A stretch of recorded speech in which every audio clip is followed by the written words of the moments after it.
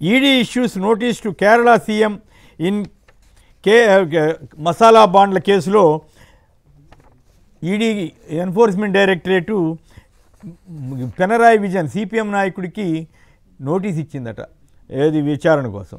మరి గతంలో మరి ఇదే ఈడీ కొంతమందికి ఎందుకు ఇవ్వట్లేదు, చంద్రబాబు గారి మీద కానీ ఇతరత్ర కొందరు అనుకూలంగా ఉంటే ఒక రకము, లేదంటే వ్యతిరేక పార్టీలు అయితే ఒక రకమా? ఏం రామ్నాథ్ గారు మీకేమనిపించింది ఈ వార్త చూడంగానే? సడన్గా అవన్నీ గుర్తుకు రావా మనకి? అంటే ఈ దేశంలో అందరికి బహిరంగంగానే అన్ని నడుస్తున్నాయి కదా కొమ్మినేని గారు. కావాల్సిన వాళ్ళకి ఒక విధంగా, తమకు నచ్చని వాళ్ళు ఉంటే ఒక విధంగా, నచ్చని వాళ్ళు ఉంటే వాళ్ళని బెండ్ చేయడం కోసం రకరకాలుగా ఉన్న వ్యవస్థలు అన్ని ప్రయోగించడం అనేది జరుగుతుంది.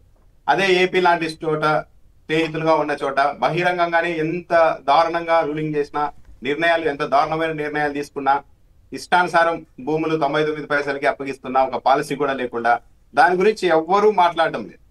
కానీ ఎక్కడైతే తమకు వ్యతిరేకంగా నిలబడతారో, రాజకీయ పార్టీలు నిలబడడానికి ప్రయత్నిస్తున్నారో వాళ్ళందరినీ అణచివేయడానికి మాత్రం ఈడీని, సిబిఐని యథేచ్ఛగా దుర్వినియోగం చేస్తున్నదైతే ఈ దేశంలో చాలా క్లియర్ గా అర్థమవుతుంది. అంటే రెండు కేసులు రామ్నాథ్ గారు. ఒకటేమో అప్పుడు స్వయంగా సిబిటిడిఏ 2000 కోట్ల అక్రమాలు జరిగాయని ప్రకటించింది కదా.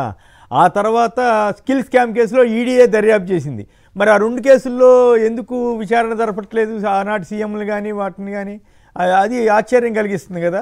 మరి విజయానికి మాత్రం వెంటనే నోటీస్ ఇచ్చేశారట. ఇవన్నీ చూసినప్పుడు కొమ్మినేని గారు ఆ ఈడీని ప్రయోగించడం అని లొంగ తీసుకోవడానికే ప్రయోగిస్తారేమో. ఇక్కడ చంద్రబాబు నాయుడు గారు లొంగిపోయారు కాబట్టి, కలిసిపోయారు కాబట్టి ఇంకా అందరితో వదిలేశారేమో అని ప్రపంచానికి మొత్తం అనిపిస్తోంది.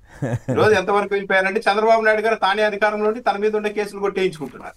అవును, ఈరోజు అవును, అంత దూరం పరిస్థితి వెళ్ళిపోయింది. అది దాని మీద కూడా మాట్లాడండి.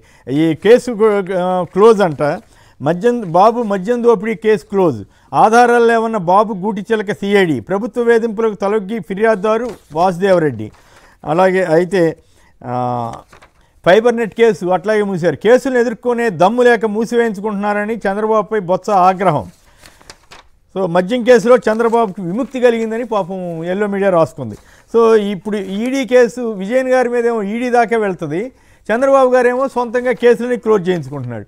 సో ఇవి ఏ రకమైన సంకేతం ఇస్తాయి? ఇది ప్రభుత్వానికి కానీ సమాజానికి కానీ మంచిదేనా? ఒకవేళ కోర్టు కొట్టేస్తే అది వేరే విషయం.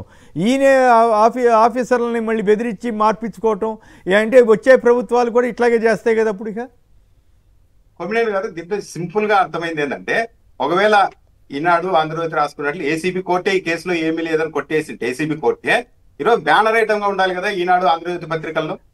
ఎక్కడో ఒక మూల రాసుకున్నారు. అంటే ఏంటి, మనం పరితెగించి చేస్తూ ఉన్నాం, దీన్ని కూడా ఇంకా మొదటి పేజీలో రాసుకుంటే మనకు కూడా బాగోదు అని చెప్పి ఈసారి కొద్దిగా మోమాట పడినట్టుగా ఉన్నారు. వాసుదేవరెడ్డి గారు ఏపీ బేవరేజెస్ కార్పొరేషన్ ఎండీ హోదాలో ఈ కేసులో ఫిర్యాదు చేశారు, కేసు నమోదు చేశారు. ఇప్పుడు ఏం చెప్తున్నారు, ఆయనే 15 రోజుల క్రితం వచ్చేసి ఆ మెమో దాఖలు చేసి కేసులు ఉపసంహరించుకునేందుకు అంగీకరించారంట. ఇప్పుడు ఏ హోదాలో ఉన్నారు ఏపీ బేవరేజెస్ కార్పొరేషన్ ఎండీగా? ఏమన్నా వాసుదేవరెడ్డి గారు ఉన్నారా? ఆయన కేంద్ర సర్వీసులు పోయారు. మొన్నటి వరకు చాలా మంది ఏమనుకున్నారంటే వాసుదేవరెడ్డి గారిని కేంద్ర సర్వీసులకు పంపిస్తున్నారు అంటే వైసీపీ హయాంలో ఏదో జరిగిందని చెప్పి లిక్కర్ వ్యవహారంలో కేసు పెట్టారు కదా, దాంట్లో అప్రూవర్ గా మారి ప్రభుత్వానికి సిఐడికి అనుకూలంగా వాంగ్మూలం ఇవ్వడానికి రెడీ అయ్యారు, అందుకే ఈయన కేంద్ర సర్వీసులకు పంపిస్తున్నారని చాలా మంది అనుకున్నారు. కానీ ఈ రోజు అర్థమవుతోంది ఏంటి, ఆ కేసులో కాదు, చంద్రబాబు నాయుడు గారి మీద తాను చేసిన ఫిర్యాదును తానే ఆ హోదా లేకపోయినప్పటికీ కూడా వెనక్కి తీసుకోవడానికి సిద్ధపడినందుకు కానీ ఈ రోజు అక్కడికి పంపిస్తూ ఉన్నారు అన్నది కూడా చాలా క్లియర్ గా అర్థమవుతుంది. ఈ రోజు తన దగ్గర సిట్ ఉంది, ఏసీబీ ఉంది, సిఐడి అన్ని తన చేతుల్లో ఉన్నాయి కాబట్టి అధికారులు ప్రస్తుత ఏపీ బేవరేజ్ కార్పొరేషన్ ఎండీ కూడా ఈ కేసులో ఏమీ లేదని చెప్పి లేఖ రాసేశారంట.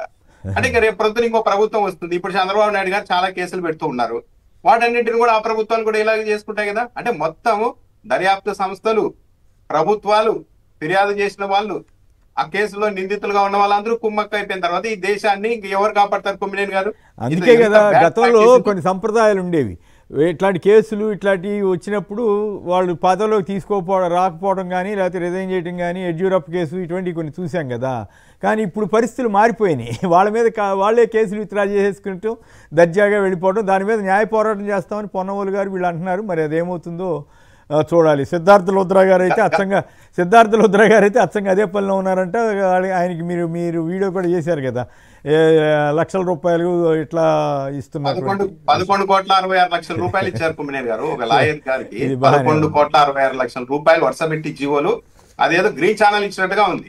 మొత్తం ఇచ్చేస్తున్నది. గతంలో చంద్రబాబు నాయుడు గారికి ఇప్పటికీ తేడా ఏంటంటే కొమ్మినేని గారు గతంలో కూడా చంద్రబాబు నాయుడు గారు స్టేలు తెచ్చుకోవడం ఇలాంటివన్నీ చేసేవాళ్ళు న్యాయ వ్యవస్థలో. కాకపోతే అప్పట్లో మేకలు మాయమైనా సరే కనీసం ఎముకలు కూడా కనిపించేవి కాదు. ఈసారి మెడలో ఎముకలు కూడా వేసుకుని మేము ఇది చేస్తున్నాం చూడండి అని చెప్పి బహిరంగంగా చంద్రబాబు నాయుడు గారు రాజకీయం చేస్తున్నారు అధికారంలో ఉండి. ఇదే దిగ్భ్రాంతి కలిగించే అంశం. వ్యవస్థల మీద, ప్రభుత్వాల మీద, నాయకుల మీద ప్రజల్లో నమ్మకం కోల్పోవడానికి అవకాశం ఇస్తాయి. కొట్టివేయించుకోవడానికి ఇంకో మార్గాలు ఉంటాయి, కానీ ఇంత బహిరంగంగా ఫిర్యాదు చేసిన వ్యక్తి వచ్చి ఈ రోజు సాధారణంగా అయితే కోర్టులు కూడా అడగాలి. ఆ రోజు నువ్వే చిన్నపిల్లాడు కాదు, ఆ రోజు పెద్ద నేరం చేశారు చంద్రబాబు నాయుడు గారిని ఫిర్యాదు చేశారు కదా, మరి ఈ రోజు నువ్వు ఎట్లా తీసుకుంటున్నావు, వెనక్కు ఏం ప్రలోభ పెట్టారు, ఏం ఒత్తిడి ఉందని చెప్పాలి అని అడగాలి అని కొట్టేశారు. దురదృష్టం. అంటే ఇది ఒక ఈ దేశంలో ఏ రాజకీయ నాయకుడు ఒకసారి అధికారంలో అట్లా చిన్న చిన్న కేసుల్లో అయితే అడుగుతూ ఉంటారండి. చిన్న చిన్న కేసుల్లో పలుకుబడి లేని వాళ్ళ కేసుల్లో చాలా చోట్ల అట్లాంటి కోర్టుల్లో అట్లాంటి అడిగినట్లు వార్తలు వచ్చినాయి. అప్పుడు మరి ఈ కేసులో రివర్సల్ ఇతని మీద కేసు పెట్టి దర్యాప్తు చేయండి ఎందుకు ఇలా మారారు అని కూడా చాలా మంది సామాన్యుల మీద కోర్టులు మాట్లాడిన ఉదంతాలు కూడా ఉన్నాయి. యాక్చువల్ అలా మాట్లాడాలి, కానీ ఇక్కడ మాత్రం అదంతా ఏమీ లేదంటే మొత్తం వ్యవస్థ మొత్తం కొలివిడైపోయింది అనేది క్లియర్ గా అర్థమవుతుంది.